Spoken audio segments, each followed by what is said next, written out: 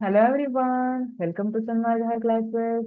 Let us see question number 16 of chapter Atoms and Molecules.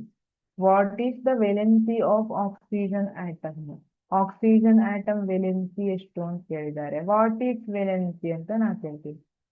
Valency is combining capacity of an atom. ಒಂದು atom ಎಷ್ಟು atom ಜೊತೆ combine ಆಗುತ್ತೆ ಅಥವಾ ಎಷ್ಟು bond ಅನ್ನ ಫಾರ್ಮ್ ಮಾಡುತ್ತೆ ಅದನ್ನ ವೇಲೆನ್ಸಿ ಅಂತ ಕರೀತಾರೆ. What is valency of oxygen? Oxygen valency ಎಷ್ಟು?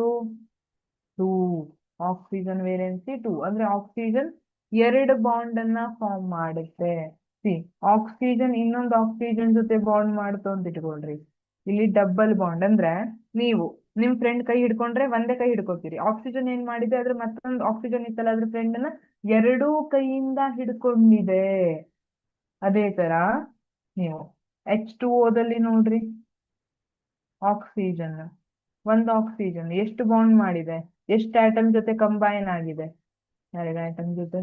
ಸೊ ವೇಲೆನ್ಸಿ ಎಷ್ಟಿದೆ? Valency of oxygen 2.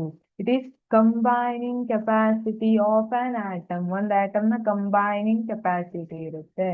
ಅದೇ ತರ ನೀವು ಹೈಡ್ರೋಜನ್ಗೆ ನೋಡಿದ್ರಿ, ಆಕ್ಸಿಜನ್ಗೆ ಕಂಬೈನಿಂಗ್ ಕೆಪಾಸಿಟಿ 2, ವೇಲೆನ್ಸಿ 2 ಅಂತ ನೋಡಿದ್ರಿ. ಯಾಕೆ ವೇಲೆನ್ಸಿ 2 ಬರುತ್ತೆ? ಯಾಕೆಂದ್ರೆ ಔಟರ್ ಮೋಸ್ಟ್ ಶೆಲ್ ಅಲ್ಲಿ ಇನ್ ಎರಡು ಇಲೆಕ್ಟ್ರಾನ್ ಸಿಕ್ಕರೆ ಅದು ನೋಬಲ್ ಗ್ಯಾಸ್ ಇಲೆಕ್ಟ್ರಾನಿಕ್ ಕಾನ್ಫಿಗರೇಷನ್ ಬರುತ್ತೆ. ದಲ್ಲಿ ಎಷ್ಟು ಇಲೆಕ್ಟ್ರಾನ್ ಇರುತ್ತೆ ಆಕ್ಸಿಜನ್ ಅಲ್ಲಿ? 2.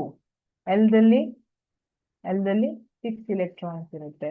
ಇನ್ನು ಎರಡು ಇಲೆಕ್ಟ್ರಾನ್ ಸಿಕ್ಕರೆ L8 ಆಗುತ್ತಾ, ನೋಬಲ್ ಗ್ಯಾಸ್ ಇಲೆಕ್ಟ್ರಾನಿಕ್ ಕಾನ್ಫಿಗರೇಷನ್ ಬರುತ್ತಾ. ಸೊ ಇಟ್ಸ್ ಕಂಬೈನಿಂಗ್ ಕೆಪಾಸಿಟಿ 2 ಇರುತ್ತೆ. ಹೈಡ್ರೋಜನ್ 1, ನೈಟ್ರೋಜನ್ 3 ಇರುತ್ತೆ. ಇದೇ ತರ ಮಾಡಿದ್ರಿ K2 L5 ಬರುತ್ತೆ ನೈಟ್ರೋಜನ್ಗೆ. ಸೊ 5 ಇಂದ 8 ಆಗ್ಬೇಕು ಅಂದ್ರೆ ಇಟ್ ರಿಕ್ವೈರ್ 3 ಇಲೆಕ್ಟ್ರಾನ್ಸ್ ಬೇಕು ನೈಟ್ರೋಜನ್. ಕಂಬೈನಿಂಗ್ ಕೆಪಾಸಿಟಿ 3 ಇದೆ.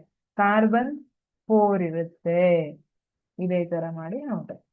Thank you.